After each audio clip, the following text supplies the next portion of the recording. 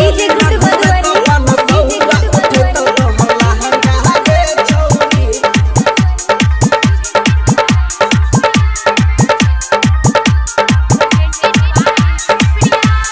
DJ वाला संग करे नहीं मन मानी झुसला तो छोरी तोर कसल जवानी डीजे वाला संग करे नहीं मन मानी झुसला तो छोरी तोर कसल जवानी चोली में घुसे तो पनसौआ उठे तो तोहर लहंगा गे छौरी चोली में घुसे तो पनसौआ उठे तो तोहर लहंगा गे छौरी उठे तो तोहर लहंगा गे छौरी उठे तो तोहर लहंगा गे छौरी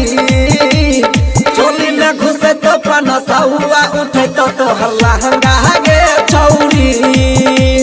चोली में घुसे तो पनसौआ उठे तो तोहर लहंगा गे छौरी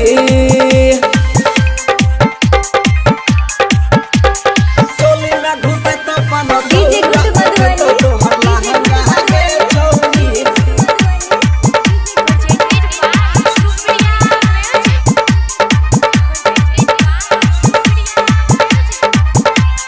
नाच ले आयल छी त नाच छोड़ी कस के छोड़ा सब मजा ले तो पांजा में पकड़ के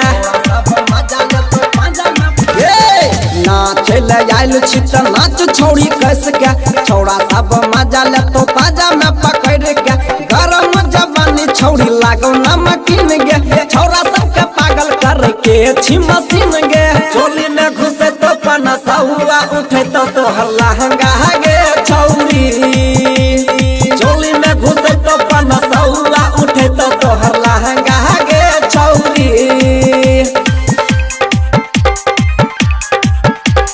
चोली में घुसे तो डीजे गुड मधुबनी तोहर लहंगा गे छौरी